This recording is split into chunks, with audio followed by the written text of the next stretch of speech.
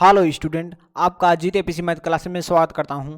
आज हम आपको इस क्लास में बताएं क्लास 10 गणित अध्याय 3 प्रश्नावली 3.3 का क्वेश्चन नंबर 3 का क्वेश्चन नंबर 4 बताऊंगा। देखिए क्वेश्चन नंबर 3 प्रश्न क्या कह रहा है। यदि आप प्रश्न समझिए तो इस क्वेश्चन को आप बहुत आसान तरीके से लगा पाएंगे, क्योंकि ऐसे क्वेश्चन आपके बोर्ड एग्जाम में अक्सर पूछे जाते हैं। यदि आपको इस क्वेश्चन को बहुत आसान तरीके से समझना है, सीखना है, इसी प्रकार से आपको सारे क्वेश्चन का वीडियो सॉल्यूशन चाहिए तो आपको एक प्यारा से कमेंट करना होगा और वीडियो को लाइक करना होगा और चैनल को सब्सक्राइब करना होगा, जिससे कि हमारी हर नई क्लास का नोटिफिकेशन आपके पास सबसे पहले पहुंचे। तो चलते हैं, हम इस क्वेश्चन को सॉल्व करते हैं। देखिए प्रश्न क्या कह रहा है। निम्न समस्याओं में रैखिक समीकरण का युग्म बनाइए। आपको रैखिक समीकरण का युग्म बनाना है और उनके हल प्रतिस्थापन विधि द्वारा ज्ञात कीजिए। और आपको प्रतिस्थापन विधि से हल करना है, विलोपन विधि से नहीं, प्रतिस्थापन विधि से आपको इसे समझना है। न वर्ज गुणनखंड विधि से आपको हल करना है, न विलोपन विधि से, आपको प्रतिस्थापन विधि से हल करना है। तभी आपको फुल मार्क्स मिलेगा बोर्ड एग्जाम में यदि इस प्रकार से क्वेश्चन पूछा जाता है। अब देखिए क्वेश्चन नंबर 4 क्या कह रहा है।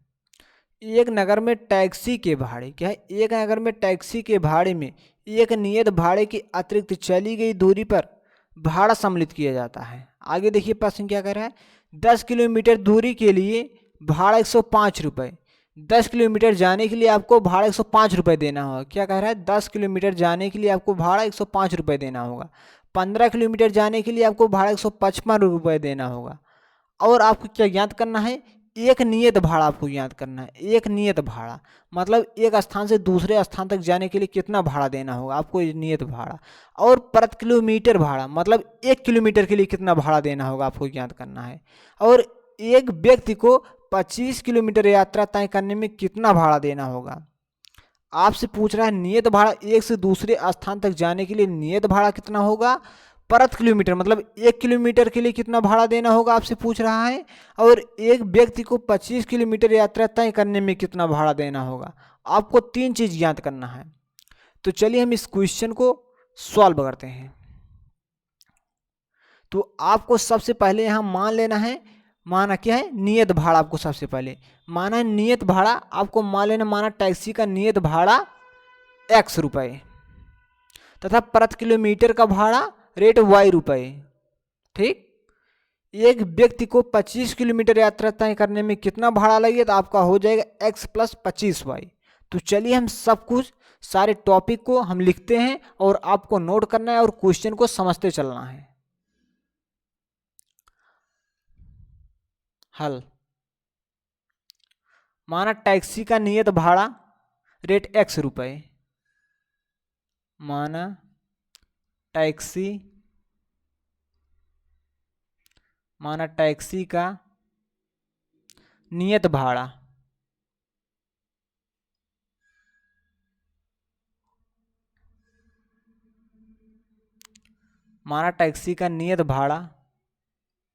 बराबर रेट x रुपये। ठीक, तथा और आपसे क्या पूछ रहा है, टैक्सी का नियत भाड़ा आपसे पूछ रहा है और प्रति किलोमीटर भाड़ा पूछ रहा है। आपको मान लेना है टैक्सी का प्रति किलोमीटर भाड़ा तथा टैक्सी का प्रति किलोमीटर भाड़ा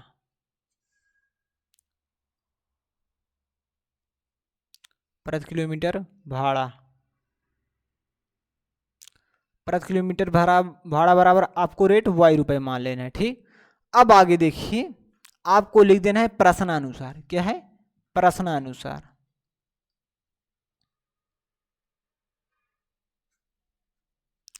आप जितना बार इस क्वेश्चन को लगाएंगे उतना ही अच्छे से आपको समझ में आ जाएगा। ठीक, प्रश्नानुसार लिखने के बाद आपको लिख देना है x। क्या है, आपको लिख देना है x प्लस। अब देखिए, आपको यहीं से आपको प्रश्न पढ़ना है।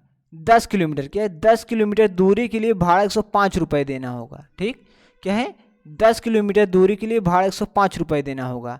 10 किलोमीटर दूरी के लिए ना, 1 किलोमीटर या प्रति किलोमीटर के लिए मैंने भाड़ा क्या माना है, y माना है। तो आपका क्या हो जाएगा, 10 किलोमीटर के लिए 10y हो जाएगा। ठीक, आपको यहाँ लिख देना x + 10y भाड़ा बरा आपको कुल भाड़ा कितना देना होगा, 105 रुपये देना है। क्या है, 105 रुपये। आपको बराबर लिख देना है 105 रुपये। आपका समीकरण 1 बन गया। ठीक, अब आगे देखिए क्या कह रहा है। 15 किलोमीटर के लिए भाड़ा 105 रुपये। अब 15 किलोमीटर के लिए आपको भाड़ा कितना देना है, 105 रुपये। आपको यहाँ लिख देना है, टैक्सी का नियत भाड़ा ज्ञात करना है तो आपको लिख देना है एक्स प्लस कितना पूछ रहा है, 15 किलोमीटर के लिए, तो आपको लिख देना है 15 प्लस 15y बराबर 155 रुपये। ये आपका समीकरण 2 हो गया। ठीक, अब आगे आपसे क्वेश्चन में कहा है यहाँ प्रतिस्थापन विधि से, क्या है, प्रतिस्थापन विधि से हल करना है। जब प्रतिस्थापन विधि से हल करना है आपको, तो यहाँ मान लेना है समीकरण 1 से। क्या है, आपको लिखना होगा समीकरण 1 से। समीकरण 1 से आप जितना बार इस क्वेश्चन को लगाएंगे उतना ही आसान तरीके से आपको समझ में आएगा। यदि आप एक बार लगाकर छोड़ दें तो आप भूल जाएंगे बिल्कुल। आपको बार बार प्रैक्टिस करना होगा। आप समीकरण 1 से, समीकरण आपका एक है x प्लस 10y बराबर 105। आप इसे लिख सकते हैं, x बराबर लिख सकते हैं 105 माइनस 10y। ये आपका समीकरण 3 हो गया। ठीक, अब आपको जो x का मान आया है, इस x के मान को आपको समीकरण 2 में रखना है। आपको लिख देना है x का मान समीकरण 2 में रखने पर x का मान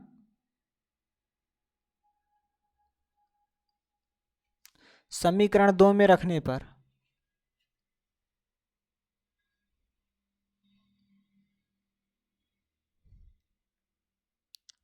समीकरण 2 में रखने पर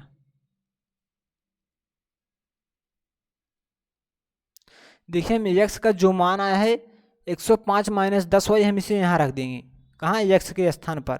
जब हम x के स्थान पर 105 माइनस 10y रखें तो क्या आ जाएगा, यहाँ आ जाएगा 105 माइनस 10y प्लस क्या है 15 आ जाएगा 15y।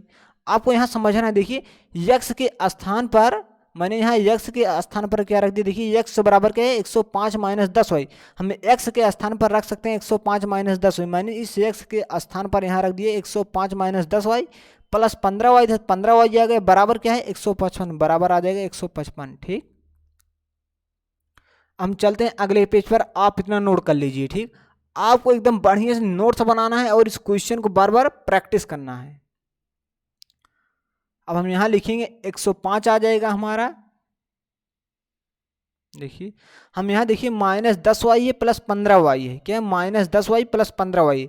अब हम 15y में से 10y घट जाएगा तो 5y आएगा, प्लस 5y। ठीक है, यहाँ जाएगा 5y, क्योंकि बड़े के साथ प्लस का चिन्ह, क्योंकि यहाँ अधिक 15 इसलिए इसके साथ प्लस का चिन्ह, मैंने प्लस का चिन्ह लगाया है।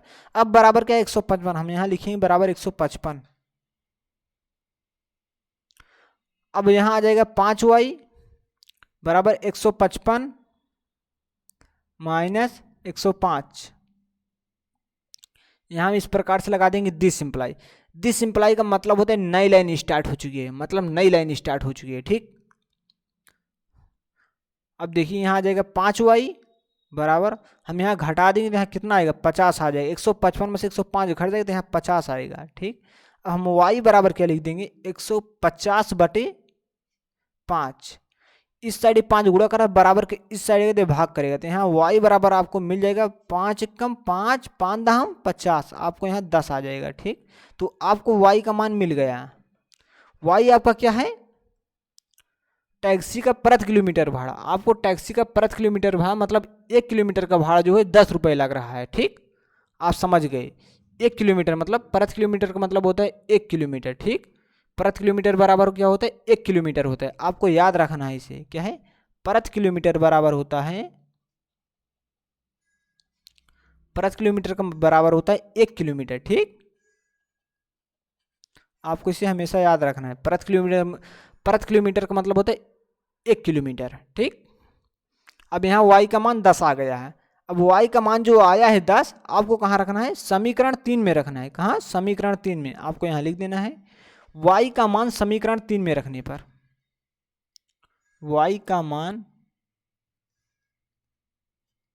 समीकरण 3 में रखने पर।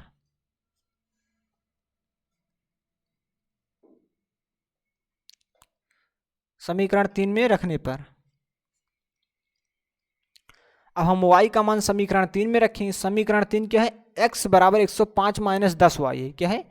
x बराबर क्या है? x बराबर है 105 माइनस 10y।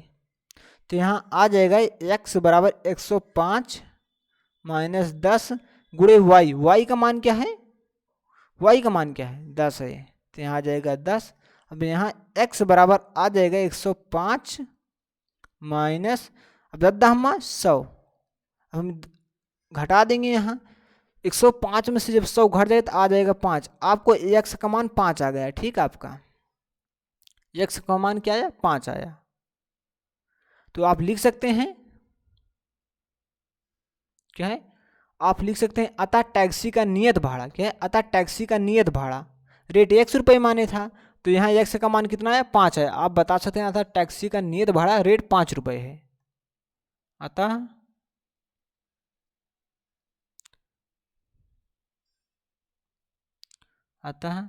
टैक्सी का नियत भाड़ा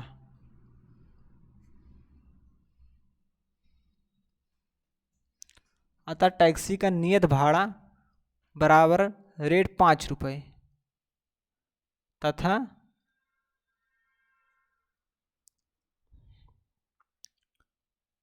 टैक्सी का प्रति किलोमीटर भाड़ा तथा टैक्सी का प्रति किलोमीटर भाड़ा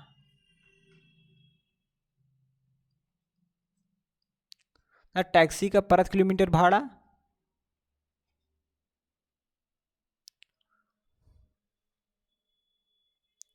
आप यहाँ बराबर मत लगाइए तब भी चलेगा। अतः टैक्सी का नियत भाड़ा रेट 5 रुपये क्या है? रेट 5 रुपये तथा टैक्सी का प्रति किलोमीटर भाड़ा रेट, ये क्या है? रेट है। ठीक, रेट इस प्रकार से आपको लिख देना है। कितना आया है?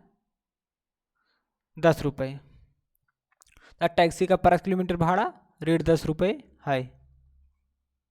और आपको क्या ज्ञात करना है? देखिए प्रश्न क्या करा है। एक व्यक्ति को 25 किलोमीटर यात्रा तय करने में कितना भाड़ा देना होगा? आपको लिख देना 25 किलोमीटर यात्रा तय करने में लगा भाड़ा। 25 किलोमीटर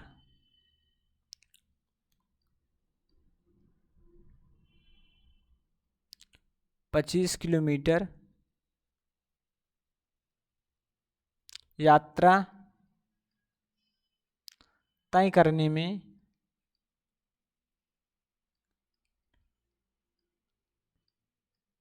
लगा भाड़ा।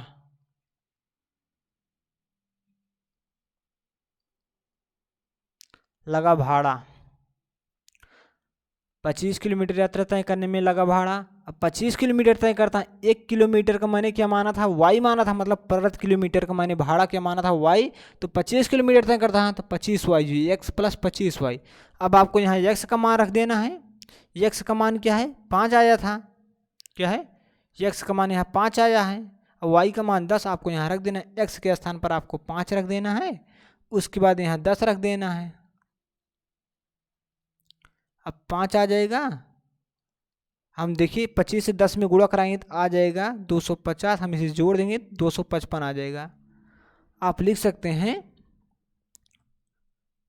25 किलोमीटर यात्रा तय करने में लगा भाड़ा 255 रुपये है। चूंकि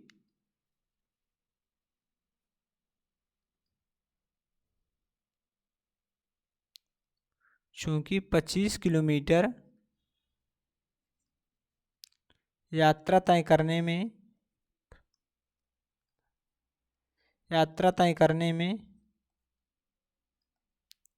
लगा भाड़ा 255 रुपये है।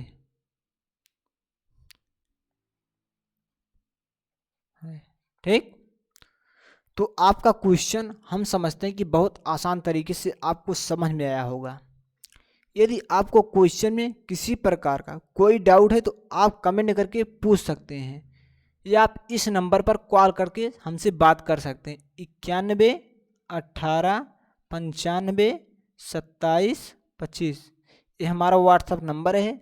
आपको इस नंबर पर कॉल या मैसेज करना है। ठीक, हम आपको बता देना चाहते हैं कि आप किस प्रकार से हमारे सारे क्लास को देख सकते हैं। आपको जैसे आप वीडियो देखना स्टार्ट करते हैं, आपको स्टार्टिंग में इस प्रकार से एक आई बटन दिखेगा इस साइड। इस आई बटन पे आपको क्लिक करना है। जैसे आप आई बटन पर क्लिक करेंगे, आपको एक प्ले लिस्ट ओपन हो जाएगा। वहाँ बहुत सारी प्ले लिस्ट होगी, वहाँ से आप जा कर के सारे वीडियो को देख सकते हैं। यदि आपको वहाँ से वीडियो नहीं मिल पाती है तो आप वीडियो के नीचे डिस्क्रिप्शन बॉक्स है, वहाँ आप डिस्क्रिप्शन बॉक्स पर आपको क्लिक करना है, वहाँ से आप सारी वीडियो को देख सकते हैं। तो हम इस क्लास को यहीं स्टॉप करना चाहते हैं। यदि आपके अंदर किसी प्रकार का कोई क्वेश्चन है तो आप कमेंट करिए या इस नंबर पर कॉल करिए या मैसेज करिए। तो हम इस क्लास को यहीं स्टॉप करते हैं। वीडियो देखने के लिए धन्यवाद।